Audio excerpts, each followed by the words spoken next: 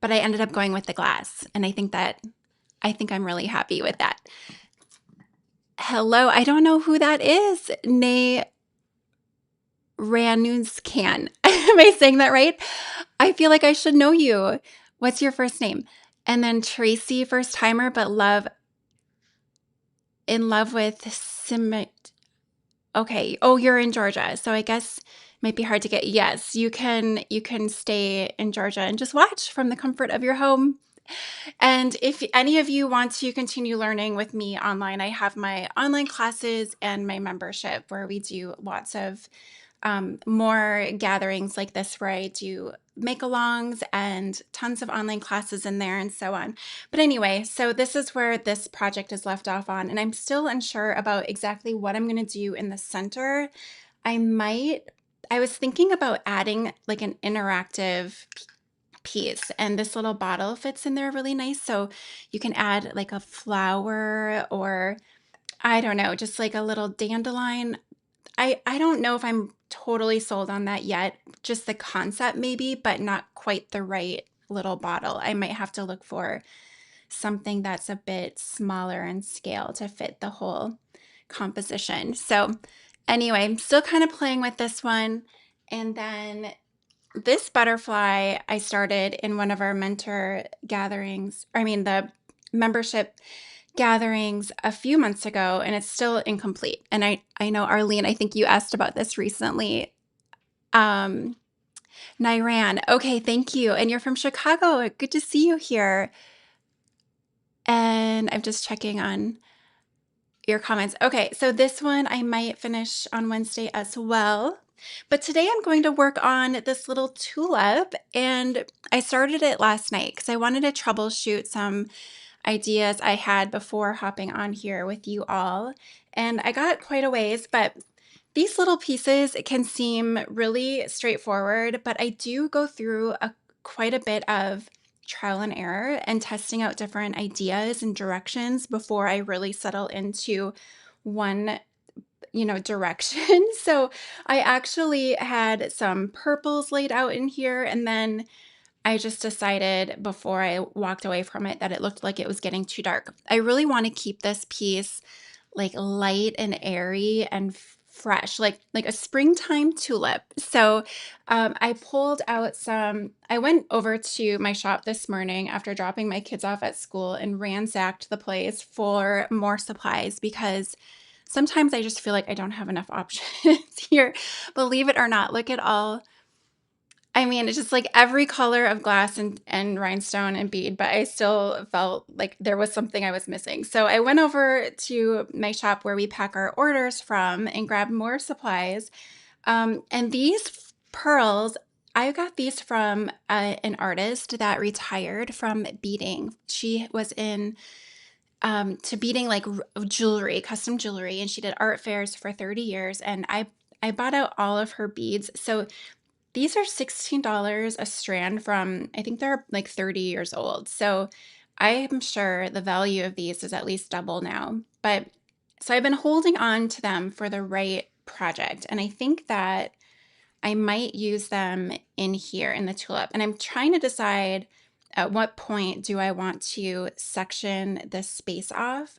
So I'm thinking maybe now I might do that. So sectioning off these two sides and then leaving this little center piece to fill in.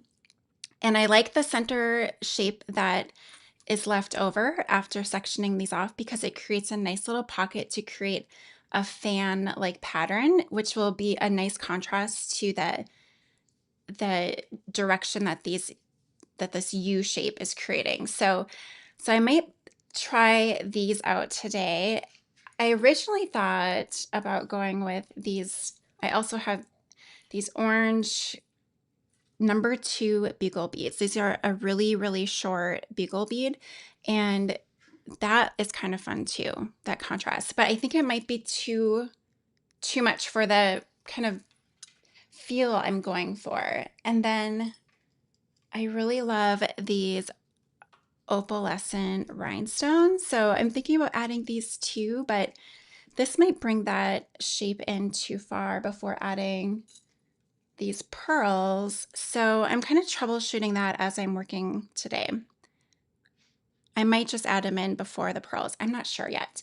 And then I was thinking about these soft buttery yellows, and I love this iridescent. This is a stained glass tile, and it comes in a mix. This is from Mosaic Trader, and we buy it on big sheets. And so it comes in a big blend of yellows. And I love that because you have a nice range of textures and colors to select from, and you can blend them and mix them so it doesn't start to look so blocky and heavy. So when you blend and mix them together, it just creates a really nice, light, airy feel with keeping some variety there. Let's see. I'm a little distracted because I have my dog upstairs is I don't know what he's getting into, but I can hear him. I can hear him. Okay, so back to mosaics. Okay, so this is another thing I'm considering. I have these opaque Navette rhinestones, and they're kind of a light rose color, so those would look nice in there too. But I'm getting really heavy with pinks if I do that. So I don't know. I'm just gonna let these hang out here just as a contender. And so far in the little leaves, so far I've used these aquamarine baguette rhinestones. I think these are 8mm by 10mm. Who's a fan of using rhinestones? I know Arlene, you are. Um, Arlene, I just received the tiniest darling bottles from Who Knows What. Oh, good. Yes. Who Knows What is one of my favorite Etsy shops. She has the best stuff, the funnest like little findings. I think she's linked in my resource guide too. I'm going to pop. Oh, thank you, Arlene. That's so sweet. Okay, I'll see if it works for that heart. I'm waiting for just the right thing to come along. I'm just reading all the comments I've missed out on. Okay, so let me know if you love using rhinestones. I feel that if you're here watching this live, you likely love using rhinestones and beads too. So that's generally who I tend to draw in for my work. I've also been thinking about using these clear rhinestones, and okay, I think I might have to just go let my dog out. I feel like there's like a lot of commotion going on. I will be right back.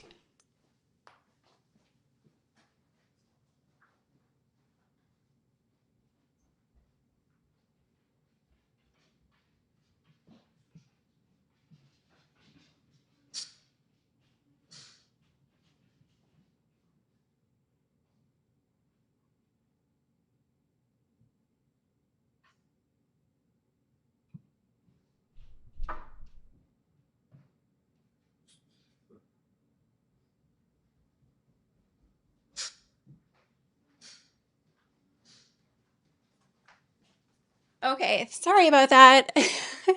He is an elder, my big dog. He's an elder dog these days, and just I don't know what's I don't want to take any chances if he needed to go to the bathroom.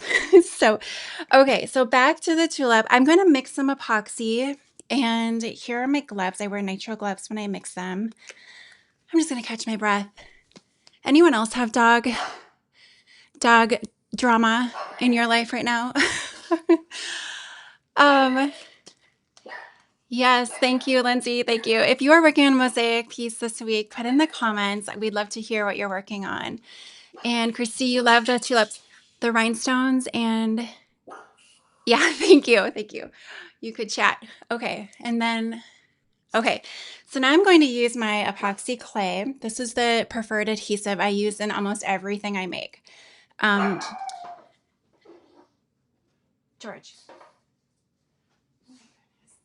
Okay.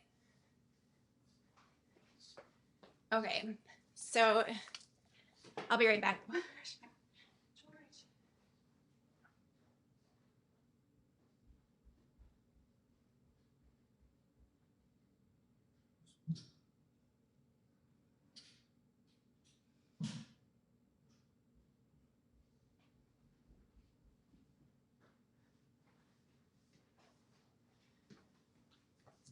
Okay. Both dogs are Both dogs have been addressed. Oh my goodness. It's like having my kids home. I usually don't do any lives when my kids are home, and it feels more risky now with my dogs. Okay, so here's my epoxy clay. Part A, part B. And I'm going to, George is not cooperating either. What is going on? I think it's the springtime air. We have such a beautiful week right now. In Minnesota, we've been in the thick of it with winter and freezing temperatures, and now it's starting to warm up, and there's geese and squirrels and ducks outside just driving them bonkers. So, catching my breath again. um, yes, Christy, and I saw your recent tulip you posted in the membership. That was so fun to see. It's so neat to see what everyone's making. Okay. Oh, Kimberly, you live 5 minutes from Shipwreck Beads. You're always buying everything online, though. They have they say they have the largest bead selection in the world. Do you think that's accurate? I still haven't been there in person to see for myself. Okay, so I got my 2 parts mixed together. Oh, Arlene, you just finished your butterfly. Okay, I'll look for it. Everyone's really loving these minis. So I started making these minis just, I think, last winter. So I have a larger version of this frame, and I just shrunk it down into smaller, like more ornamental sized frames. And there's so much like faster to make that way. And it's a great way to experiment and use up like little remnants of your stash too. And so here's another little mini. I did this one in one of our membership make-alongs. And so this is what it looked like before I started. And I started designing these frames, I guess 4 years ago. 4 years ago. And then, but 3 years ago was when I really started having a little more time to use them myself. And I made a piece, this bird, and posted it as a reel with the whole process of making the bird, and it went viral. And so ever since then, 3 years ago now, almost exactly, I think it was yesterday, the memory popped up in my Facebook. Ever since then, it's just been, that's all my life has been, are these little frames. And it's you, Wendy, you have dog drama too. Thanks for sharing that. Yeah. Yeah, they keep us on our toes. So ever since I shared that reel 3 years ago, these frames have been my focus. They have turned into classes, kits, my membership, and they just give a really great, like it's like a coloring book, a great way to just fill in without thinking about how to make it look like something. Because often that's where we get kind of stuck, is if you want to create a mosaic that looks like a bird or it looks like a flower, you have to find the design and then draw it out or cut it out and then start your project. And then also navigating the edges can be really easy, especially with tiny fine materials like the beads and the fine tiles. So with having the raised edge, it just keeps everything nice and contained. And you can get really tight to the edge without them falling off. Let's see.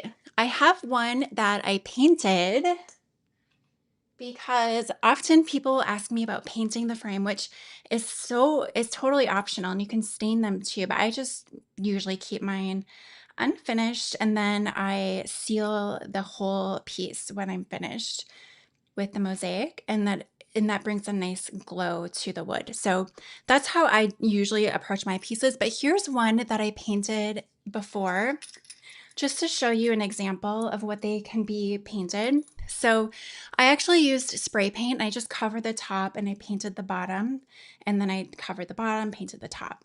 And so when you use spray paint, it just gives a nice even finish.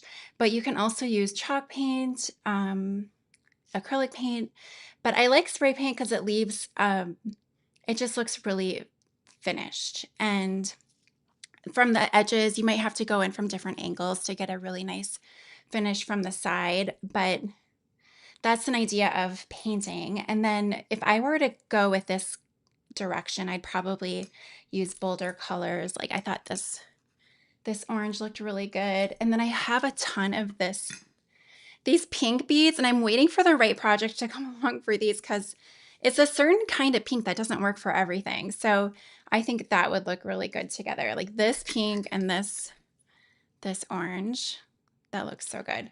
So I might have to try that out in the future.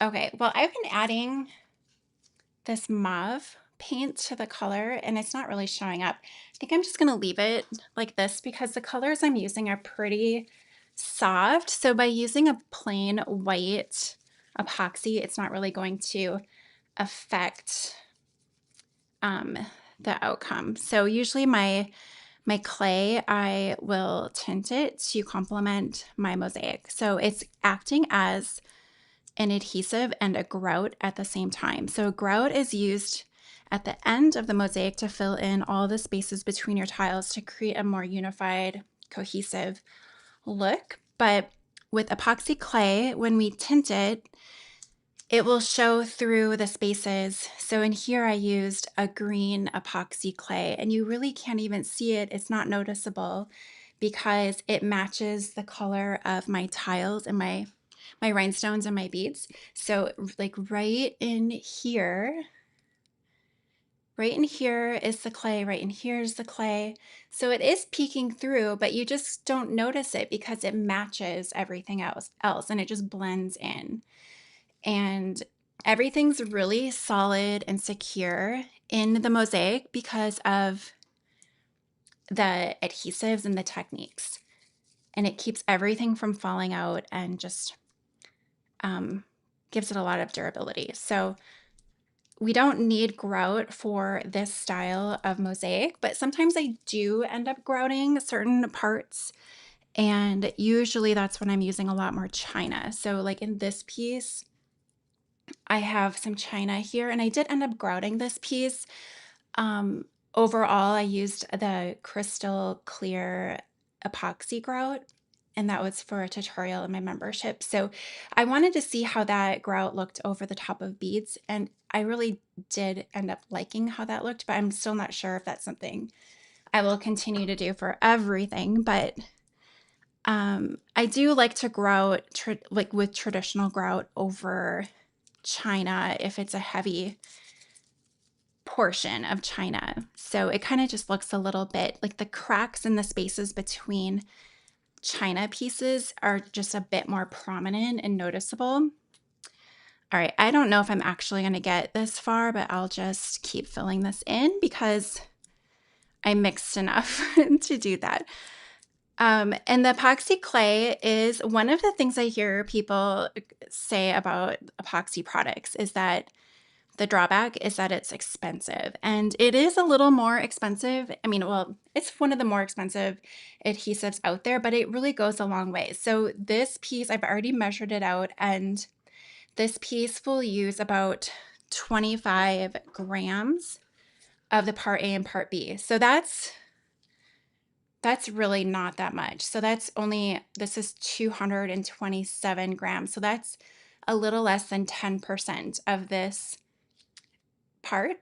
So that means with, you know, this one portion of, this is a 1 pound quantity, you could make about 9 to 10 of these little mosaics for, I don't know, what do these run? I think the size is around $30 for these two parts, maybe a little less. So for the amount of ease and efficiency this adhesive brings to a mosaic, I think the value is so there. It's like, it's just worth it. I don't even question it.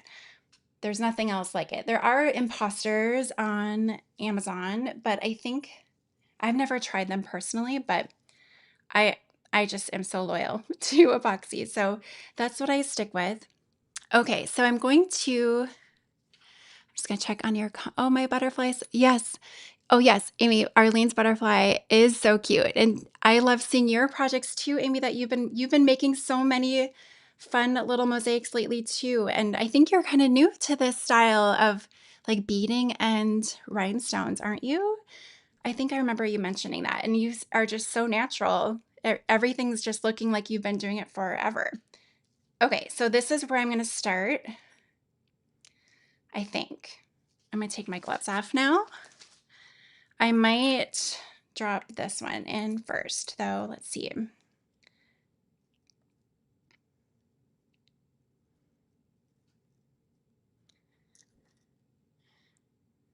Okay, I think I'm going to bring this rhinestone chain all the way around first. I'm just going to do that. And if I end up pulling that out and trying something else, that's fine. Hi, Jennifer. Good to see you here. Okay. And I've talked about the rhinestone chain before, how it's such a great introduction to working with strung beads, because if you're new to working with beads on strings like this, it can be a little tricky keeping them all on the string without losing them. But the rhinestone chain is a nice introduction to working that way because it's not going to fall off or go anywhere. So you can just lay it in and kind of get that technique down of what it's like to string along a chain of rhinestones or kind of similar to beads and get that same effect, and then work into using beads if you're feeling a little unprepared for that. Okay, so I'm going to leave that there, and then I'll put in the pearls next. And I left a little opening at the end. I actually popped out this last little tile on the end to make way for this string, but it could start right here, but I just wanted to pull that up higher.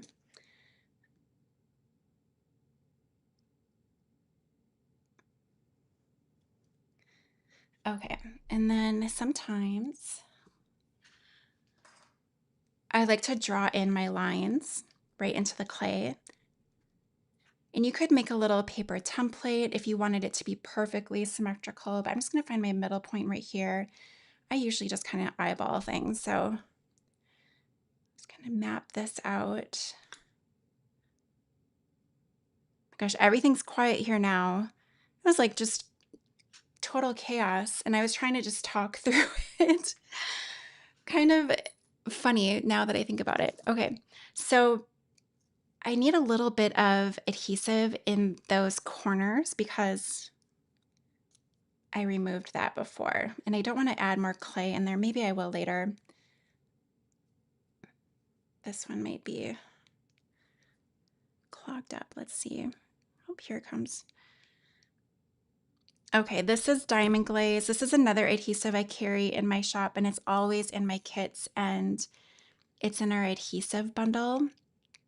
My adhesive bundle in my shop has all of my go-to adhesives. So there's like a Laticrete thin set. Laticrete is the brand of the thin set I prefer. And then we have a little bit of this Diamond Glaze and the Epoxy and Weld Bond. So those are my go-to adhesives for various techniques and projects. And so that's in the adhesive bundle. And then the Diamond Glaze is also in all the kits. And what else? It's just around a lot, but I use it for a lot of different things. So just from like a little spot like that, filling in some extra adhesive where I don't have my clay down, but I need something. So that's a great option. So I'm just going to drop this in here. I might need to go back and touch that up, but I just want to get them in first.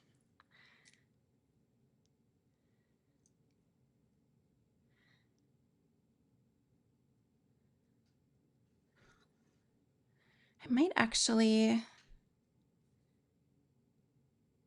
I'm going to raise this up a little bit more. Do you see how this line is a little recessed under my other materials? I'm actually going to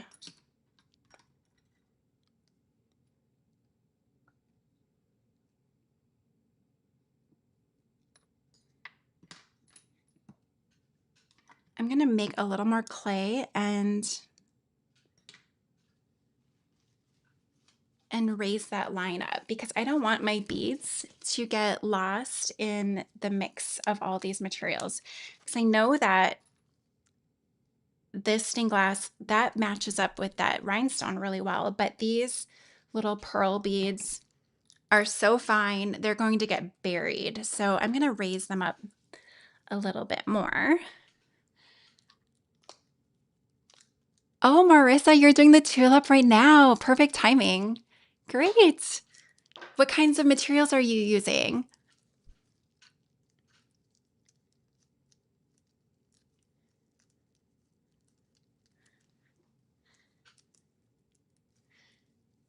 Okay, so we don't need much for this. I probably will have a lot of extra. Um, let's see. Any questions? If you have any questions, feel free to add them to the comments. Any favorite books or inspiration for mosaics? Let's see. Any favorite books? Well, the all-time best book for mosaics, if you just need like a really good kind of textbook style resource, the one and only Sonia King, I always said she's like the Oprah Winfrey of mosaics. She was leading the mosaic artist industry when I started making mosaics about 25 years ago, and her book was really popular for a long time. I mean, it still is, but Sonia King, Mosaic Traditions, Techniques and Traditions should be on Amazon. And let's see, I'll think of some others, I'm sure. I feel like we need more. We need some fresh mosaic resources in print. Okay, we got that down.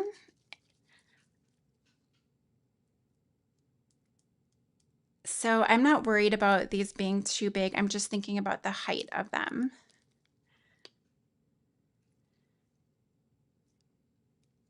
And when this is all done, we won't even know that we added this. It'll just look seamless and natural.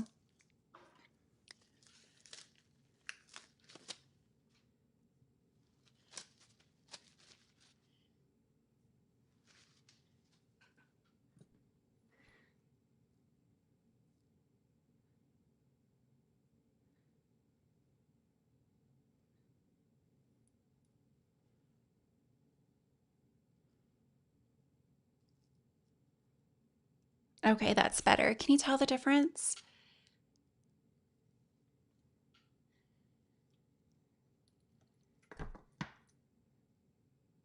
We don't want to use these amazing little pearls and not see them. So that will go there. I'm just going to leave the string in for these because I can tell it's kind of sticky. It's like not going to pull out of the string very easily. So if I tried removing the string, it would likely stick in there in the beads. So I'm just going to let that be.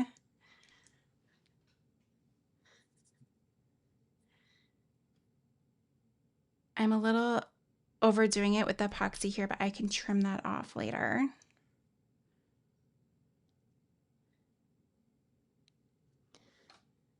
I'll just bring this closer.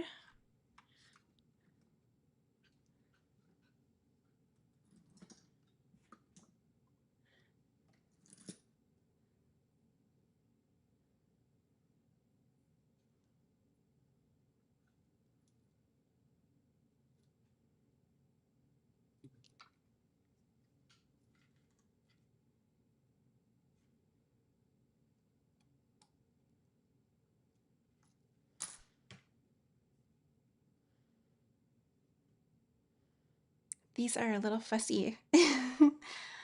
Okay, so now I will go in, and you can tell it gets all wonky. So it's not how we're going to leave it, but we just want to get them into the adhesive, and then we can go back in and touch everything up to get it all straightened out and to where we want it to be. But right now we just want to really make sure it's in the adhesive and nothing is kind of just hanging out without being completely embedded.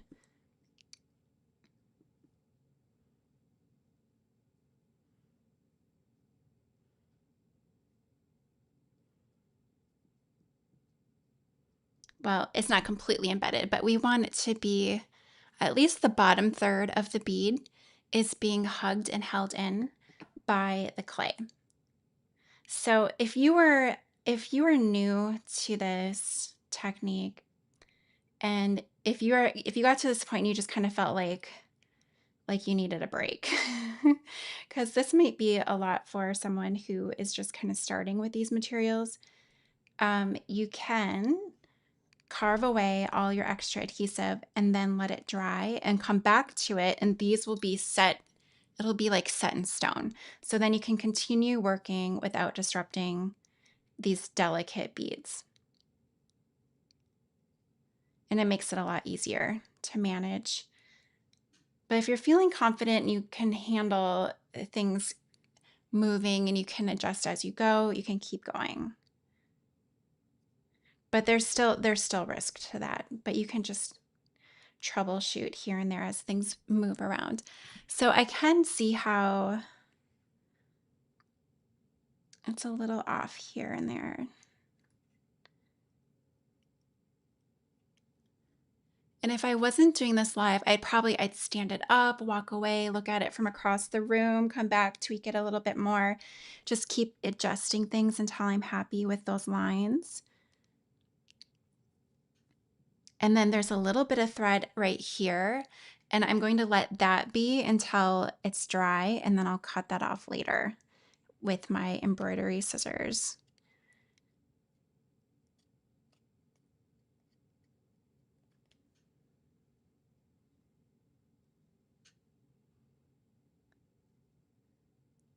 Okay, I think I'm happy with that so far. And then, okay, so the next thing, this is where I'm just not sure what I'm gonna do. So this is a little, we're going into the unknown here. I think I'm going to try these yellows now and alternate. I could bring in a little bit of this gold seed bead and then the yellow. And I want to do some iridescent. So this is iridescent and this is textured on one side. I don't think I want to use the textured side, but I might do the flat and alternate iridescent with the flat, which will complement what I did earlier, alternating the iridescent with the mirror and the pinks. So there's an idea. Okay, so I am gonna do these seed beads first. I like that.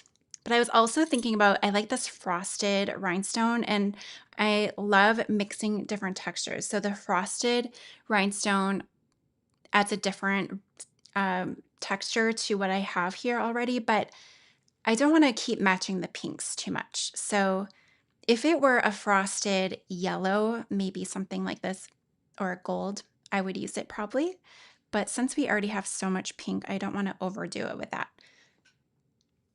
I'm going to add a little more clay to this row here because just like those pearl beads, I don't want my seed beads to get lost and buried in the clay.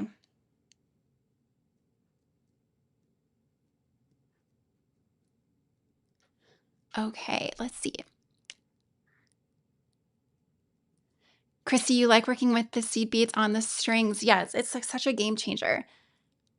And user I7X4C says, I'm getting better with beads, but I still manage to get them all over my studio.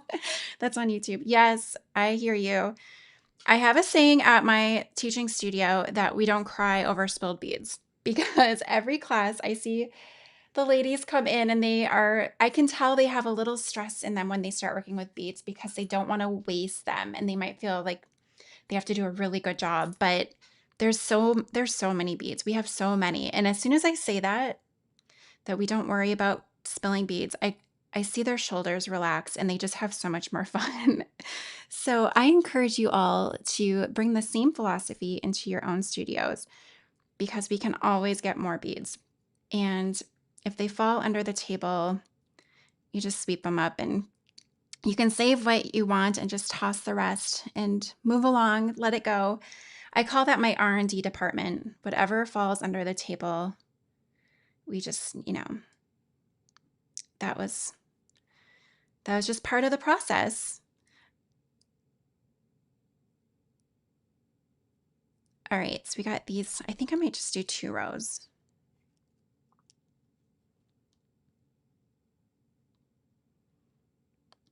I tend to echo a lot of my materials. So this bead I used, let's see, I didn't use it in this one, but you probably recognize it in this one. So I have a lot of materials that are just so versatile and we can use them in a lot of different ways. So this is one, whenever I'm shopping for supplies, if I find something in a gold that I really like, because there's so many variations of golds and different metallics, that I'm usually stocking up on something if I see it in a way I like. You've gotten really fast at restringing them. Oh my goodness. But that's impressive. I've never restrung anything. I just I don't know. I don't even look at beads that are loose because I feel like I can't let myself be tempted into getting into stringing beads. Yes, Angela, George does not eat the beads on the floor, but he does eat Legos and everything else plastic. I think the beads might be too small for him to bother with. But I'm sure if he lost his Legos, he might be tempted by the beads. But there's just so many Legos still available for him. Oh, Andrea, you got some beads from my Amazon list. What were they, the seed beads? And yes, Melanie, these bugle beads, well, these are like a size number 2 bugle bead. So they're just a very short little kind of a cylinder-like shape. But usually I use a standard seed bead size. So these are standard 11. And seed bead sizes are, well, all rhinestone and bead sizes can be really tricky. So with seed beads, the smaller the number, the bigger the bead. So a seed bead size 13 is tiny, tiny. It's like a micro seed bead. And then a seed bead size 9 is like a bigger, not quite a pony bead, but a bigger seed bead, which, whoops, those can still look really good too. If the size 11 feels too tiny, you can consider the size 9 seed bead. I just undid my work there. Okay, and I'm just leveling it all out because I could see that it was undulating. So I'm leveling it all out and I'm just being really careful that these pearls don't sink in any further.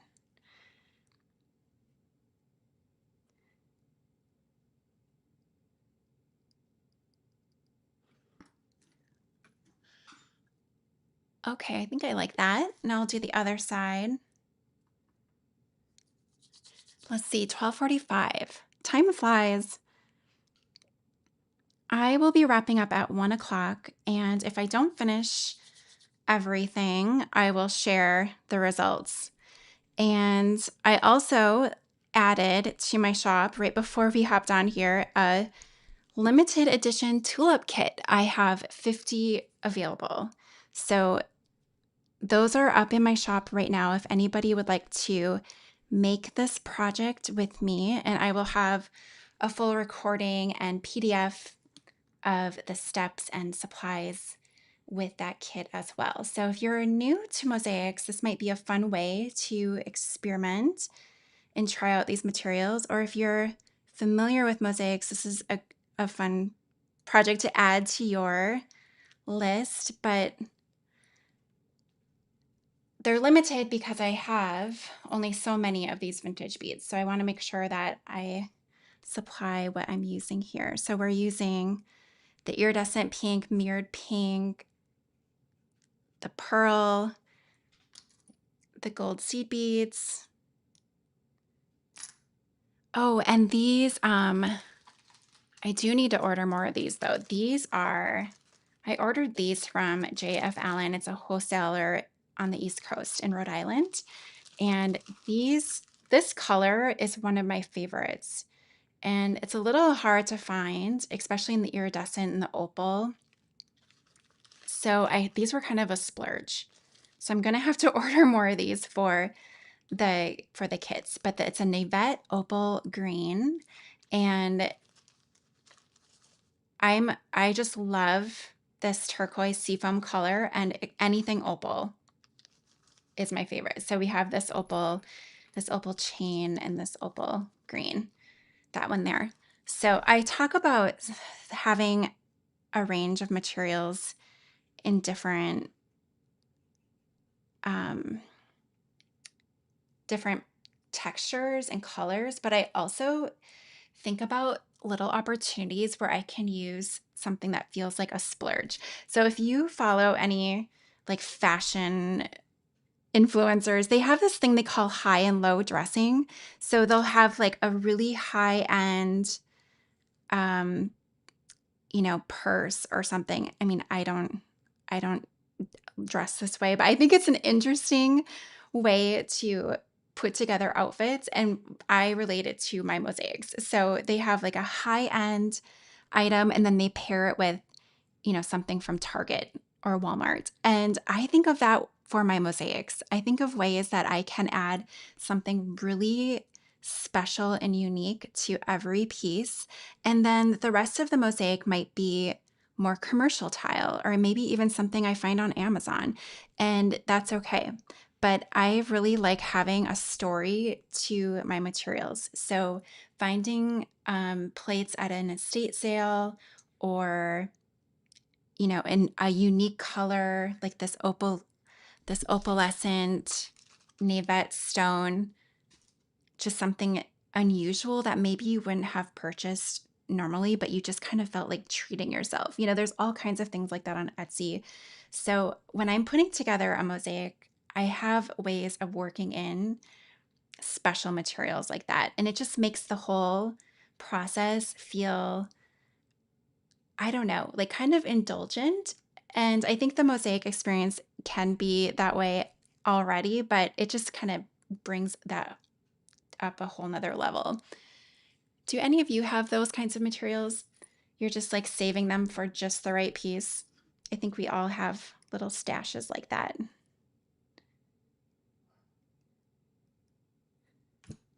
Okay, so I did that little outline. So that kind of enclosed in a space to now fill in with the yellow stained glass.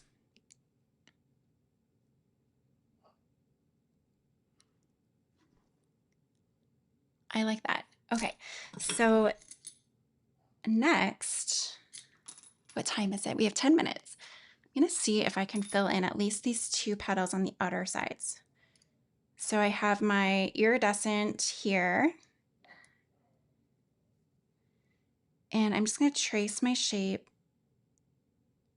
that I want to cut out right onto the glass. And I'm going to use my Silberschnitt wheel cutter today. But you can also use the lip on it. This is the one I have in my shop, and I recommend to beginners. This tool works on stained glass, china, porcelain tile, ceramic tile, all kinds of materials. But I'm using the Silberschnitt because it's just my favorite, and I have been using the lip on it for all my demonstrations because I don't want to make anyone feel like they have to rush out and get this tool just because it's my favorite. Doesn't mean it's going to be your favorite. But it really is nice for cutting fine details. Okay, so I might alternate. I'm going to see how that looks. I might change my mind and that's okay, but I'm just going to see.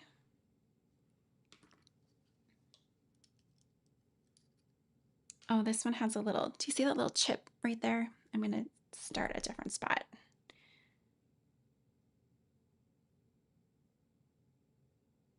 And I might have to,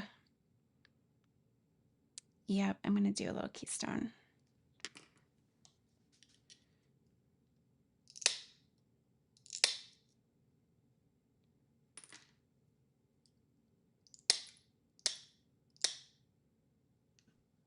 I'm just going to do a rough cut first, and then I can go back in and refine it. All right, let's see. Just going to round it out a little bit.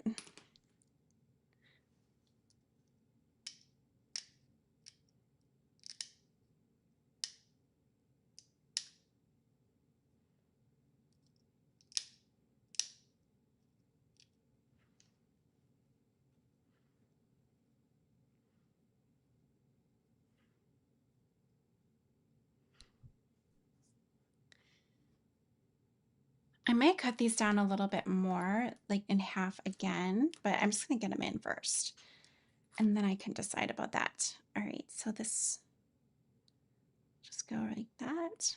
I'm going to do a little keystoning there too.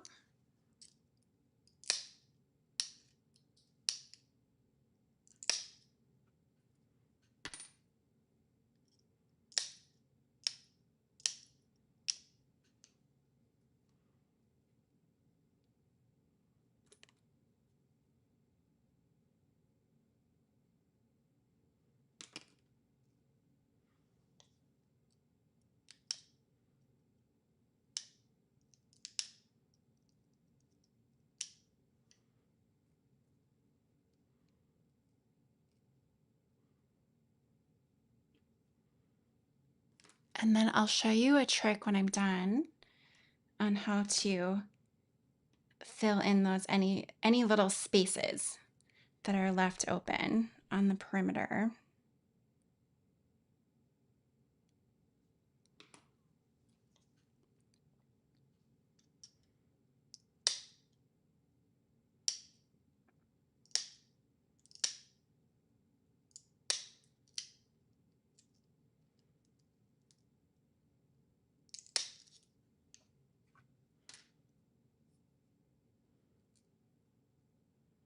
Oh wait, I lost my direction. Is it that way? I think so. I don't know. Okay. All right, and then to just make it look a little bit more built in, I'm going to push the clay in. So I never pull the clay out. I just push it down, and that looks so much neater and clean versus trying to dig it out to clean. So we just push it down, and then I'm going to pull these beads in tighter to just hug those edges, and that will just help blend any of those cut edges in.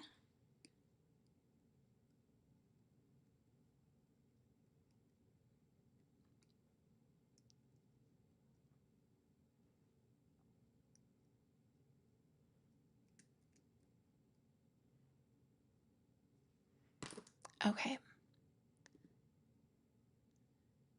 So I think I'm going to stop there, and I'll keep working though, because I don't have all this clay spread out. After you put the clay down, you have to use it or take it out because it will dry hard as stone. So if I left this in here and walked away, it'll be in the way of my work for later. So you want to make sure that you either use it or take it out. So I'm going to match this side to what I just did here. And then the inner little part, I'm going to fill in with a fan shaped pattern. And I think that will complement this other pattern going that way. So I might do something like, I don't know if I'll use a different color, but I definitely want to use some kind of Navette stone going like this. Like I have these white ones. I'm not sure what color yet though. Probably another warm color, maybe a light. I'm not sure. I'll have to see what I have, but you get the idea. I'll do some really fun treasures kind of peeking out in there. So that's the idea for the rest. Let me know what you think. And I'm just gonna read your comments here one more time. Good, Marissa. The brand of this tool, Julie, is the Silberschnitt. And yes, Christy, I'm just looking at your comments. You and the antennas you added to your butterfly, they looked so great. And Amy, you love the Silberschnitts too because they are so light. I do think they are. It's a tool that you don't see mentioned very often in mosaic circles. Usually the one that we're all hyped up about is the latest and greatest. But this one has been around for years, and it's one I always go back to. I actually lost it for a bit. It was lost in my garage with all my mosaic stuff I had moved around, and I found it, and it was like being reunited with an old friend, and now I use it all the time. It's about, let's see, you can spend anywhere from $100 to $225 on this tool. So the ones on Amazon are around $100, and I think they're just fine. Teresa, you have about an hour to work with the clay after mixing it. Hi, Carla. Thank you. So if you are interested in a kit for this project, I have 50 available, and it's in my shop right now. So I'll send this out to my newsletter list too. Once I get it finished, I will send out an update to my newsletter list. So hop on that list if you're not there. And Joanne, thank you. Okay, I'm happy to share. It's so much fun. I love what I do, and I share a lot in my membership. We go into deep dives into different topics where I share a lot about my supplies, where I source everything. I just added my ultimate mosaic resource guide. It's 45 pages of links and suggestions on different ways to use materials. And we have all kinds of tutorials. We have a make-along coming up on Wednesday where I'll work on a different project, and a new class coming next month. I think I'm working on a big squirrel right now, the squirrel mosaic. You might have seen that. So I might make that our class next month. I'm still deciding. Thanks, Arlene. Okay, and then my mosaic design school, we did start. I just added our challenge kits to my shop. So we're getting started on our challenges. My first challenge for Mosaic Design School is going to be about spontaneous color and texture. So I have an assignment coming up for my Mosaic Design School students, and they're going to try that out. And I can't wait to see the results of that. And then Mosaic Monday is coming up again on March 23rd. And I have some ideas of some new things I'm going to try for our next Mosaic Monday. So thank you all for joining me today. I'm just going to check your comments one more time. Thank you, Tracy. Let me know if you have any questions about the membership or my classes. I did get a bunch of questions in my DMs after our last one, and I forgot to address them today. But the main difference between my classes, my online classes, and the membership is highly interactive. So I am answering your questions, giving you feedback on projects directly. I get to know you specifically. I get to know your work. Depending on how much you want to share, and it's not required to share. There's lots of members that are just checking in here and there. and then others that are showing up for everything. So it's really kind of choose your own adventure. And let's see, we have all kinds of new tutorials, kind of more trending topics that I don't incorporate into classes because classes are more of like my long-term content on specific techniques that are the foundation to my work, where the membership is more kind of in real time activities. So, but with a lot of the other stuff too. So anyway, I'll expand on that more in the future. But feel free to send me a message if you have specific questions. Thank you, Andrea. Yes. Okay. Well, thank you all so much, and I'll see you in a couple weeks.